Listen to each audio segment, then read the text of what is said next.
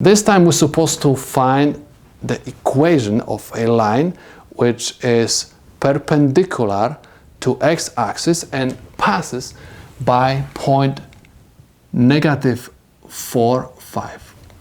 The easiest way to solve this problem is by graphing. Okay, so we're going to draw, like always, x, y plane. Let's find this point.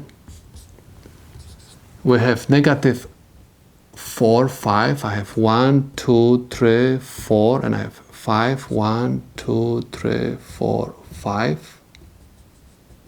This is my point.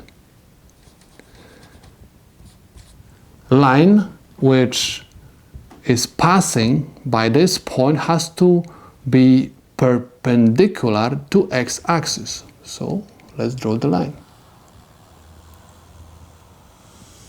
Okay, so the point has coordinates -4, 5 and is passing by point on x-axis -4, 0. Please notice that this line is parallel to y-axis.